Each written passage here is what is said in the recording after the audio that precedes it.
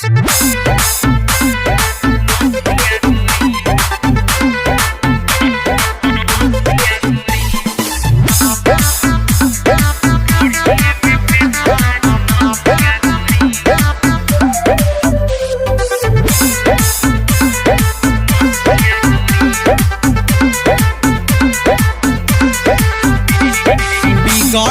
तोहरुआ दतिया गोरी ढोढ़िए में पेन्हतारू नथिया गोरी। बिगड़ल तोहरुआ दतिया गोरी ढोढ़िए में पेन्हतारू नथिया गोरी। झाड़ झुर के जालू तनी नाला जालू सगर चलत इहे बतिया गोरी। बिगड़ल तोहरुआ दतिया गोरी ढोढ़िए में पेन्हतारू नथिया गोरी।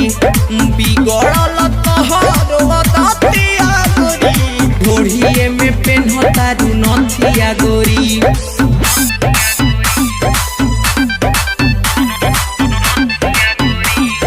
Kamlesh recording studio Mohammadpur.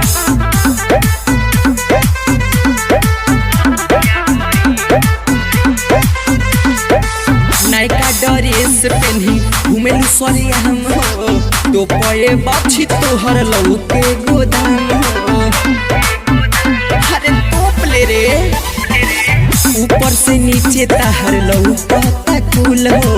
लागेलू जान तू तो ब्यूटीफुल हो। ऐसे जे कटबू सब कते सटबू दे तारू गाली काहे नथिया गोरी।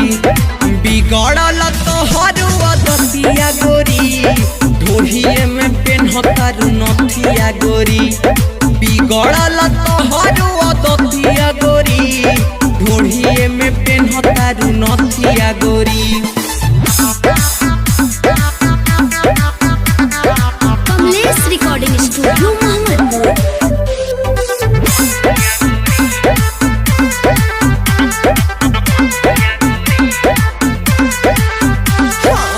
ना जाने कतन के दिले बाड़ू दिल हो लौके बम भोला बनाव तारू रील हो।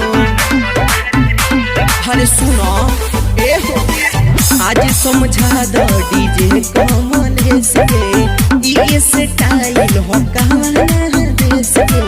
कौशर मतलबी सिकंदर सलोना काटेलू शुभम संगे रतिया गोरी।